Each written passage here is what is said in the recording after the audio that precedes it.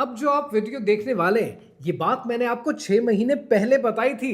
اب ذرا ایک بار پھر یہ ویڈیو دیکھیں. اسرائیل غزہ میں سیز فائر چاہتا ہے، لیکن اتنے لمبے جینوسائیڈ کے بعد اسرائیل سیز فائر چاہتا کیوں ہے؟ آئیے سمجھتے ہیں. 7 اکتوبر 2023 کو جینوسائیڈ شروع کیا اسرائیل نے غزہ میں، لیکن اسرائیل کا غزہ کے اندر اترنے کا مقصد کیا تھا؟ 4 آبجیکٹیو تھے. پہلا یہ کہ حماس کو ملیٹریلی تباہ و برباد کیا جائے. نمبر 2، اپنے یرغمالیوں کو بازیاب کرایا جائے. نمبر 3، دنیا کو اپنا ملٹری مسل دکھایا جائے. اور نمبر 4، غزہ کے علاقے میں لانگ ٹرم اسرائیل کا اپنا کنٹرول حاصل کیا جائے. لیکن کیا یہ ان کے چاروں آبجیکٹیوز اچیو ہوئے؟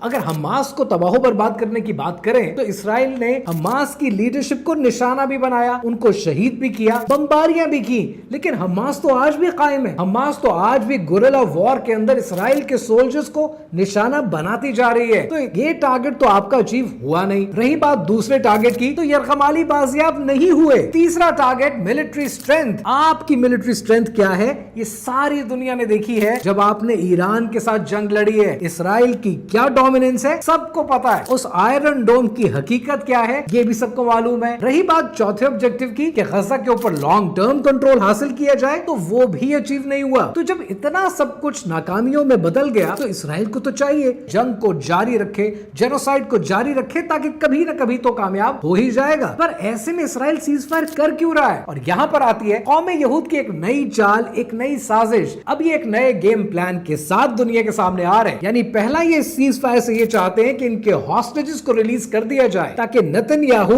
ارلی الیکشن کی کال دے سکے، اس بازیابی کو اپنی کامیابی دکھا کر. نمبر 2 جو بڑا آبجیکٹیو ہے، وہ آبجیکٹیو یہ ہے کہ جو کنٹرول ہم حاصل نہیں کر سکے وہ بانٹ دیا جائے. عرب ممالک کی فوجوں کو میدان میں اتار دیا جائے، جس میں مصر ہے، سعودی عربیہ ہے، قطر ہے، اور اس کے اوپر امریکہ کی سپرویژن کے اندر سرویلنس پھر بھی اسرائیل کے ہاتھ میں رہے. یعنی دنیا کو دکھانے کے لیے غزہ کو عرب لیڈ کر دیا جائے، لیکن پھر بھی کنٹرول اپنے ہاتھ میں رکھا جائے. نمبر 3 جو پوری دنیا کی نگاہیں اس وقت اسرائیل کی حکومت کو دہشت گرد کہتی ہیں، یہ سٹگما ہٹایا جائے اور ہیومینیٹیرین ایڈ کھولی جائے تاکہ دنیا کو دکھا سکیں کہ ہم پروگریسو ہیں، ہم آگے بڑھنا چاہتے ہیں. And the worst of all جو سب سے بڑا ٹارگٹ ہے وہ نارملائزیشن آف ٹائز کی جائیں تاکہ ابراہم ایکارڈز کو پش کیا جائے کہ جب ہم نے اپنے علاقے میں، ہم نے غزہ میں مسلمانوں کی فوجوں کو اتارا تو اب یہ مسلمانوں کا فرض بنتا ہے کہ وہ اسرائیل کے ساتھ اپنے ٹریڈ ٹائز کو نارملائز کریں اور اسرائیل کو تسلیم کریں. انہیں کیا لگتا ہے کہ ہم ان کی سازشوں سے، ان کی چالاکیوں سے ڈر جائیں گے؟ ہرگز نہیں. because we know they are not the chosen one. they bleed, they fail, they panic. آپ ہی کامیاب ہوں گے اگر آپ ایمان والے ہیں.